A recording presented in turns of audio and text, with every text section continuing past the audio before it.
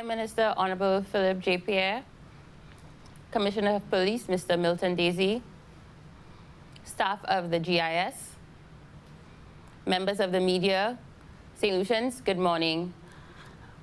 It is my pleasure to welcome you to a press conference with the Honorable Prime Minister and the Commissioner of Police as we speak about citizen security in St. Lucia.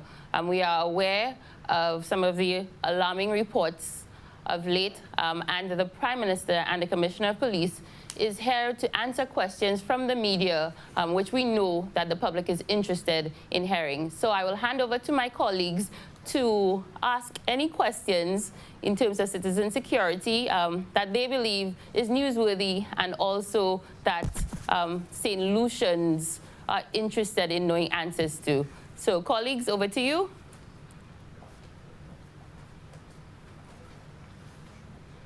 Oh, no questions. Wow. I guess I can start. There's a mic.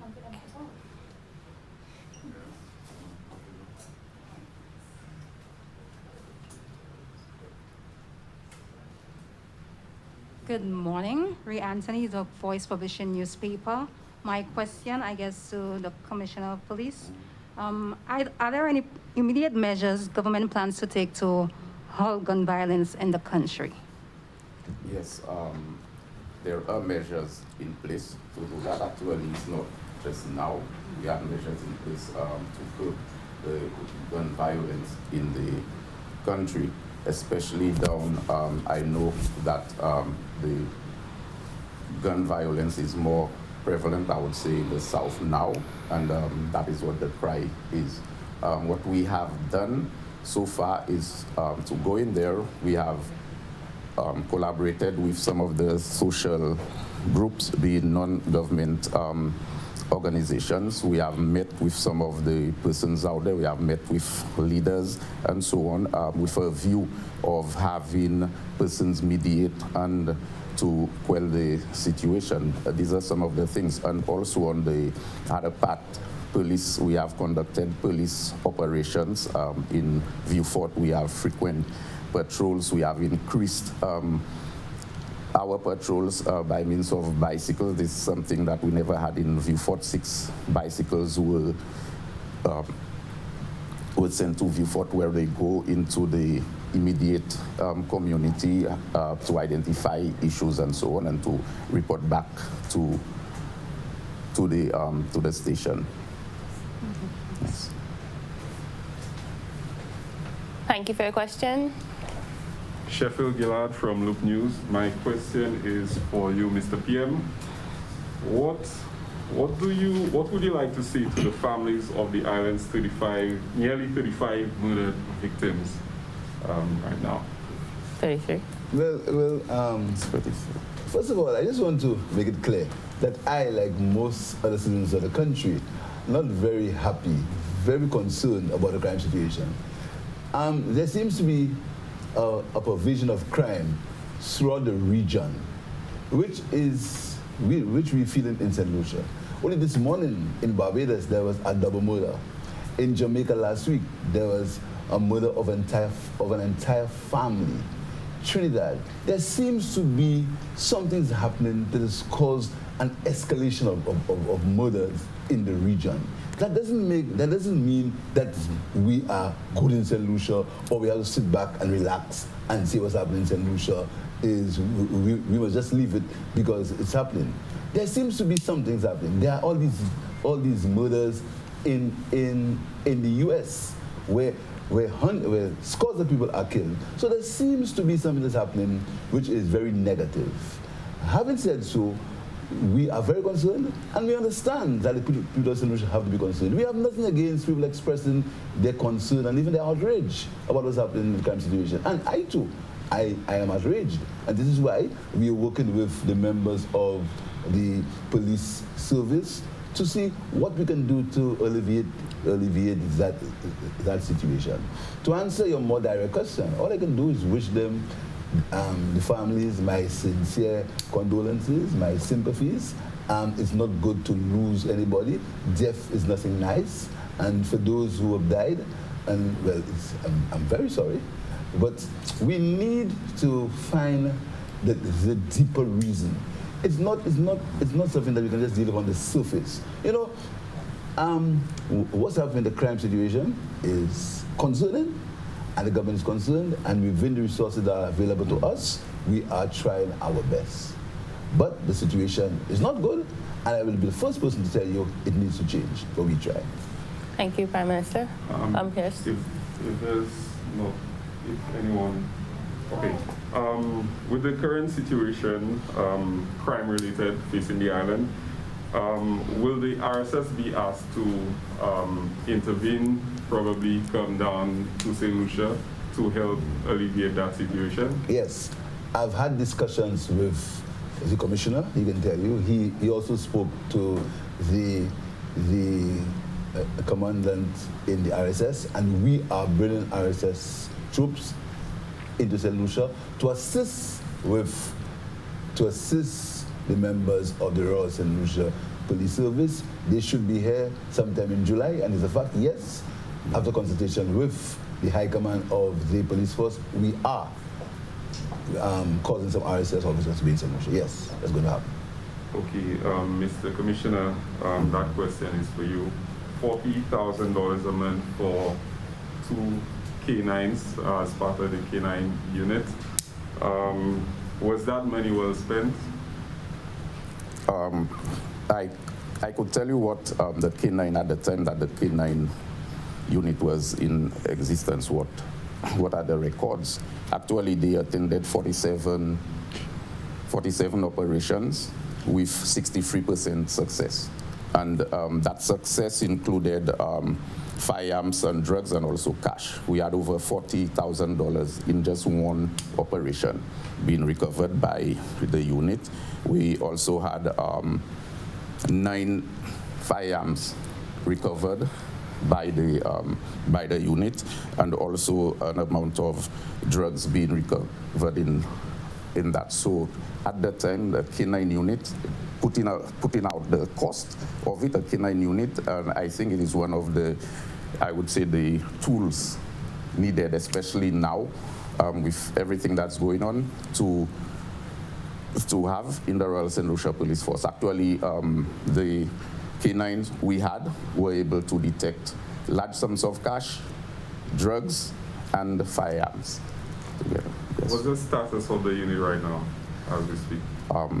From my understanding, that this unit is, we are waiting for a renewal of probably its contract, but I don't know because it's not within my power to renew. It was not, the contract was not between the force and the unit.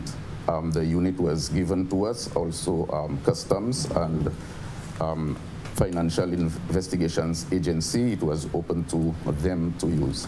But in terms of, I believe that we need a unit in the Royal St. Lucia Police Force because it assists. Mr. PM, can you shed some light on that?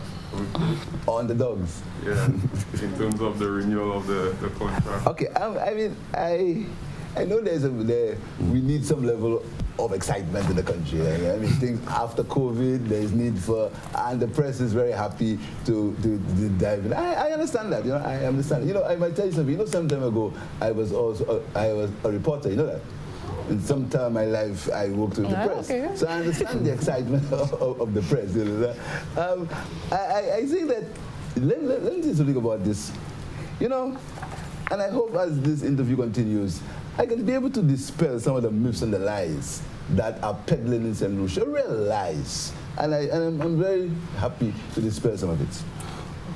I have an agreement in my hand, right? The K9 unit started in April 2021. Okay? It was an agreement for the provision of dogs and dog handlers. That was in April 2021. It continued, and it had to be renewed on a yearly basis, right? We continued. The government our government continued with the process. But right now, every cent we spend we have to send it and look carefully at it. We must not take anything in silos. This government, right now, we have to subsidize gasoline for the public of St. Lucia by nearly $1 million. We subsidize flour. We subsidize cooking gas. Never before has any government had to subsidize foodstuff as we have to subsidize it.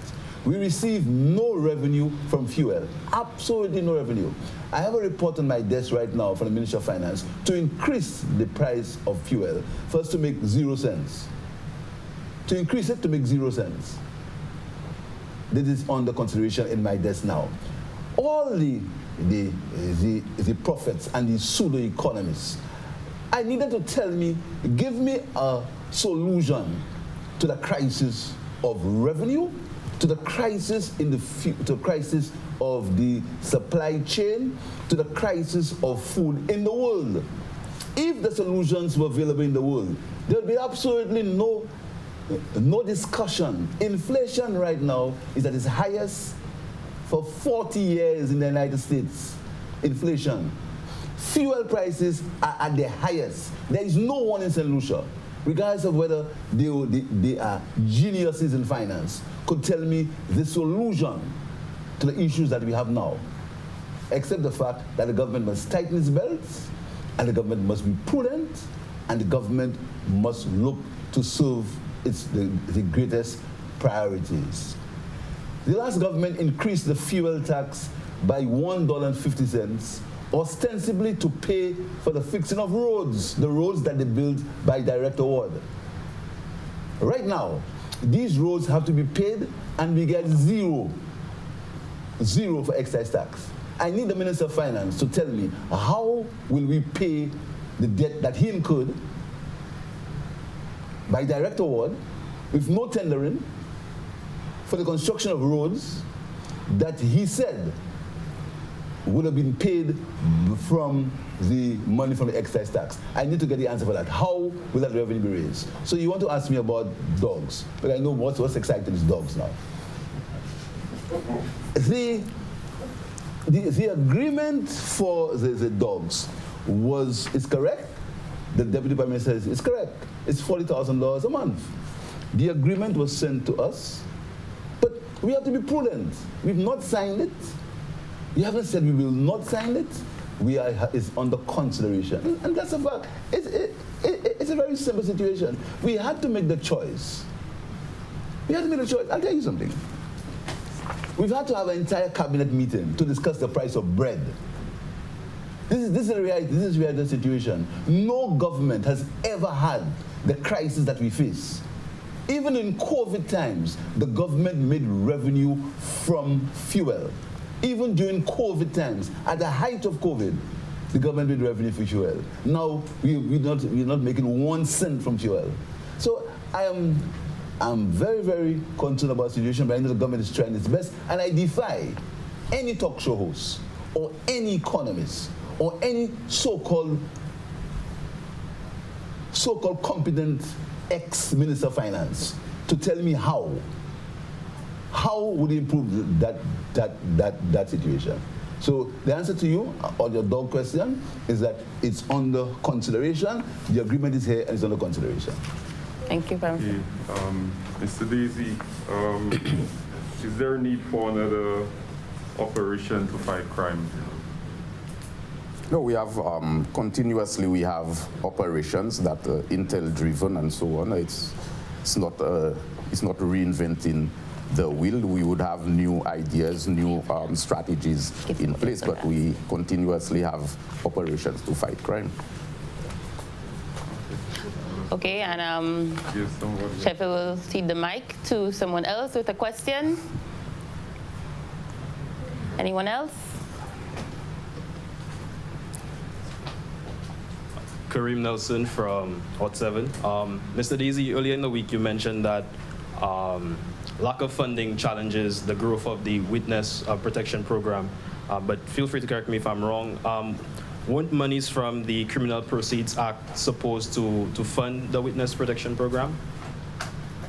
Actually, from the Proceeds of Crime Act, it's supposed to support law enforcement, and law enforcement is actually, you have customs contributing to it, you have FIA contributing, you have the police contributing to it, and we have resources, other resources are needed. For example, we receive some vehicles, we are constantly receiving resources, but the PM has just explained his constraints with finances. So when it comes to witness protection, and it is not just simple. It may be one witness, but it spreads to an entire family or friends with that witness. For you may have one witness, but he has a wife or she has a husband, they have a partner, they have children, and then you cannot protect this individual and don't protect the others. So it is just witness protection is a program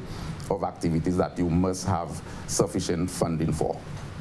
Okay, so on this segment with Commissioner and Prime Minister, we'll take 2 more questions and then we'll move to our next topic.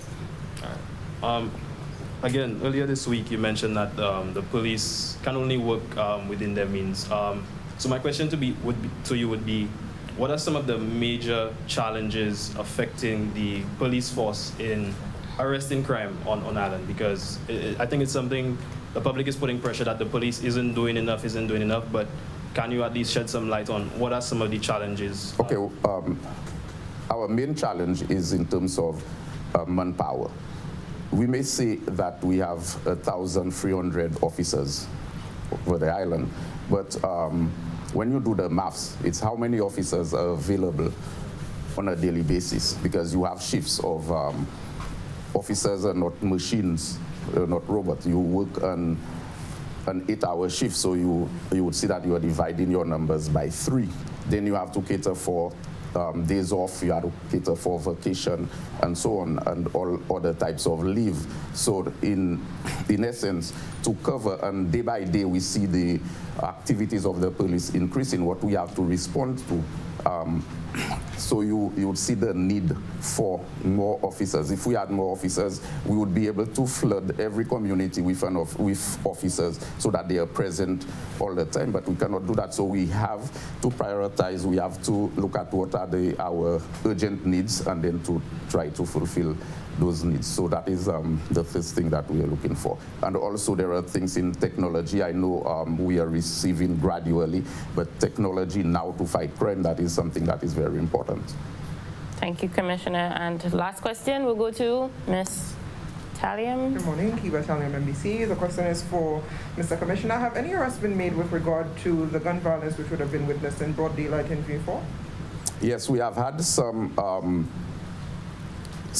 arrests, and actually in terms of the homicides that we've had on Island, I think it is 33 recorded homicides on Island. We have 6 of them being solved and waiting, with suspects have been identified and are waiting forensic results to charge. We have 4. In 4 cases, persons have been charged and are on remand for those offenses. And we also recorded 4 police shootings. In those 4 police shootings, 3 of them have been recommended for an inquest, and there is one matter, this is the one in Viewfort with the young students. This matter is, we are waiting advice from the DPP as to the way forward with this particular one. So we are working on all of them. It takes sometimes the time might be lengthy. Some of them are, you could do it right away, and that is with evidence. What evidence you have? Did eyewitnesses come forward? Did you get a quick match or something of forensic evidence? So all these things take time. Yeah. Thank you, Commissioner, and thank you to the members of the media. Prime Minister, do you have any closing remarks for this segment on citizen security? Yeah, just to assure the public of St. Lucia, the government, like all citizens, we are concerned. We're concerned about the crime situation. Our safety as a people cannot be compromised. But with the best will in the world, we have to be able to back it up with resources. We're trying. I am in the process of signing an agreement that will give the police service 40 new vehicles. The training vote that was stopped by the last government, the training vote that was stopped by the last government, the training vote that was stopped by the last government has been reinstated this year with $200,000. It could be more, but that's what we have now. We have started a swift justice program. We have put in $2 million in the budget to reduce on the backlog of cases that exist in the system. Right? You heard that there are a number of cases, particularly murder cases that are stuck in the system. We have put in $2 million in what we call a swift justice program. In terms of conditions for the police, we are starting construction on the Grosley police station. In terms of conditions for the police, the Viewfort police station, you must understand that the problem at the Viewfort police station in its initial stages would have cost the St. Lucian taxpayer just over $100,000. Or let's be fair and say between $100,000 and $200,000. It was left to fester. It was left to fester for years without the government at the time spending $100,000, and that there was no fuel prices, no fuel crisis. There was still revenue from fuel. They allow it to fester, and now it's going to cost us over $2 million to repair the Viewfort Police Headquarters. We are doing that. In the budget this year, there is money to repair police stations. We are looking into the possibility of drones for the police service. We are trying, and we're starting by, as I said, bringing in the RSS to help, but we're seeing if we can increase the numbers in the force. We are trying to boost the morale of the members of the police service. I've met with the welfare, and we are discussing plans to stop some of the problems, or to halt or to limit some of the problems that exist. So we are trying. I've said to you before that my biggest concern is the security of the country, the economy of the country, and I have a vested interest. And I know some people get annoyed when I say that. They say I say it enough, but I have a vested because I went to school on the money of a police officer. So I have a vested interest in the welfare of the policemen and women. So I can assure the public of St. Lucia that the government, within the resources that are available to us, we are leaving no stone unturned to see if we can alleviate the situation of crime in the country. But it is a concern, and I agree people are concerned about it. Thank you, Prime Minister. And just to close by saying that crime and citizen security is all of our responsibility, and it is citizens who are committing crime, and the public is again encouraged to assist the police in their efforts for information gathering, and also in the tampering of crime scenes, etc. So we too, as citizens, have a responsibility for our welfare and security. Thank you, Commissioner Daisy, and thank you, Prime Minister, for this session. Okay. Commissioner, you're free to go. She's been watching, waiting, wondering when the sands of time will give way to a tide of change, and for yesterday and today to become a new tomorrow.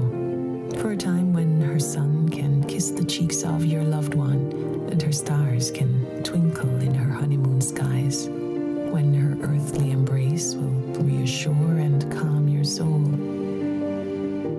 And her unique view can change your whole perspective.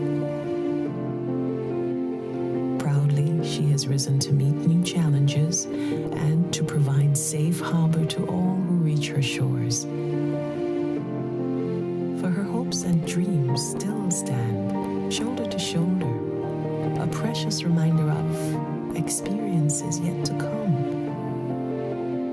So, wherever your moments and memories take you, let her sense of adventure set you free.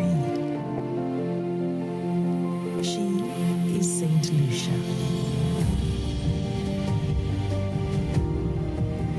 Let her inspire you.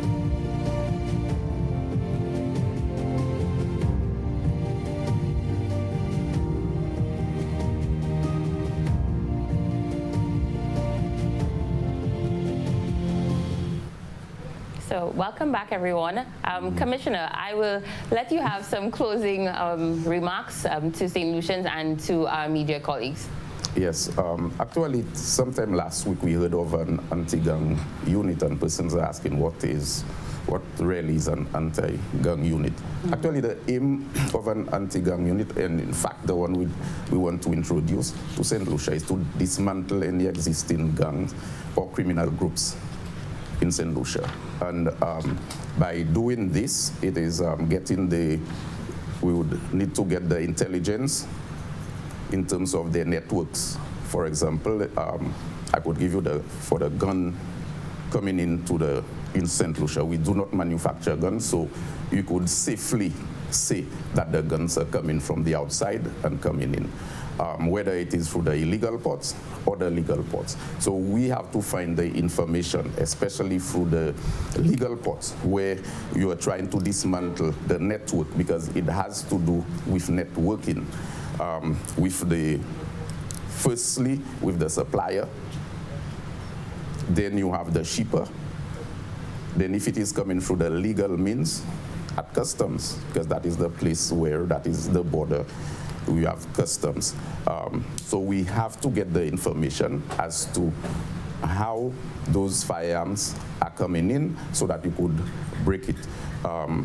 It is sometimes most likely that during the process, during that supply chain, whether it is a courier or whoever, customs, the brokers, the shippers, somebody or more than one of those channels, there are corrupt practices in there. So we need to identify that. And once you could break one of those channels, then we believe we can safely dismantle the gangs. And one of the most crucial part of the anti-gang unit is our FIA, the Financial Investigative Authority, where they would be going at the assets of those persons who are committing the crime, because persons commit crime for profit.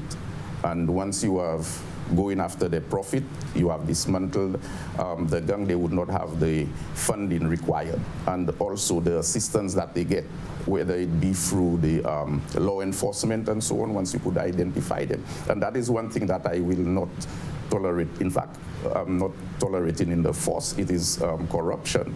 And I know commissioners before me, they would tell you the same thing. Could give you, just in May, an officer was dismissed for corrupt practice. And this is, once we have the evidence, we have persons saying police are corrupt, this and that, but once we must have the information to act upon it. And once you are going to give information to a criminal gang, I believe you are a criminal, and then you don't deserve to be in the Royal St. Lucia Police Force. And officers have come crying. I could understand if a mistake is made, but not for assisting criminals, because you are one like them, and then you would be dismissed immediately. Yeah, for that.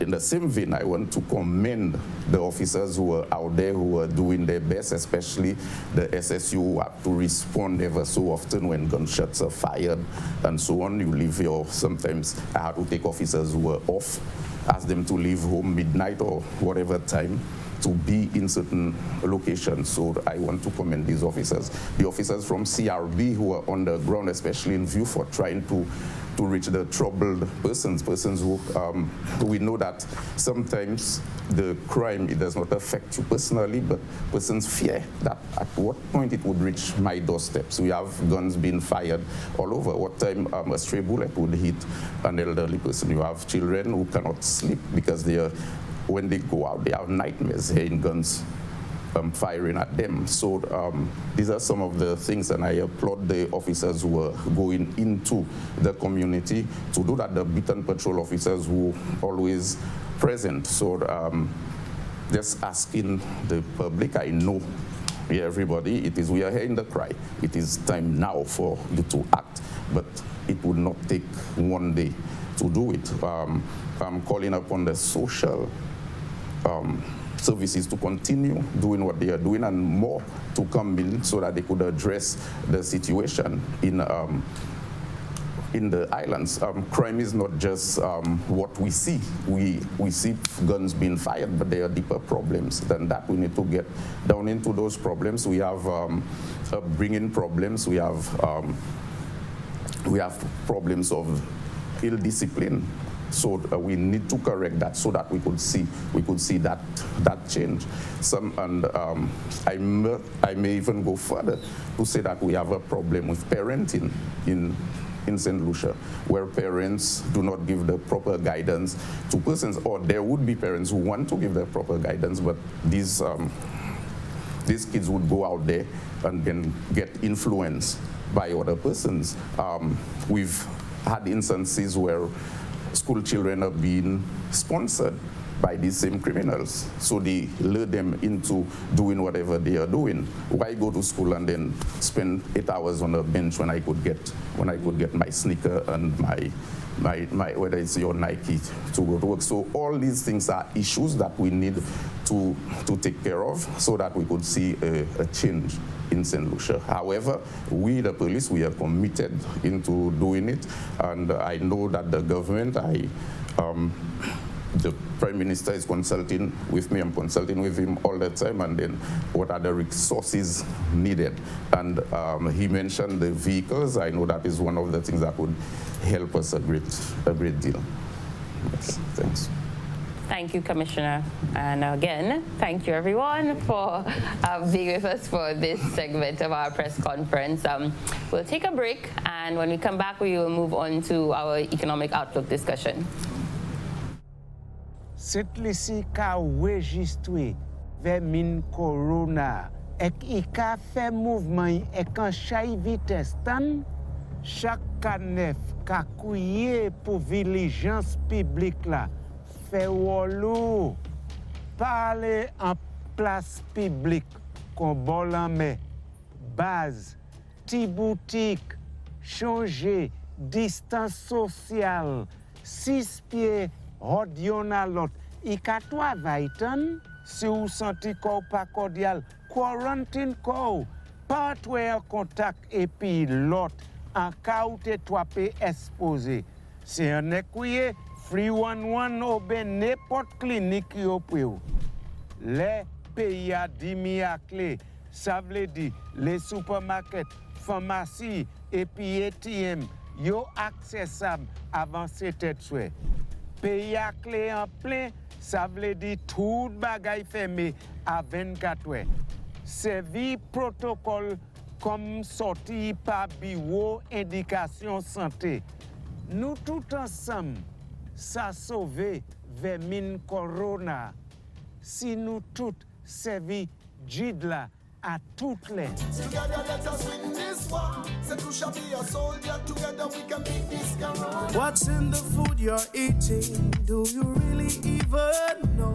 All the chemicals and hormones used to accelerate their growth. All the artificial flavoring, sweeteners and colors too. We consume and we don't spare a thought for the damage that they'll do. No. Think about the children. Think about the children. How will we save them? Chemicals and GMOs are not the solution. Use organic and join.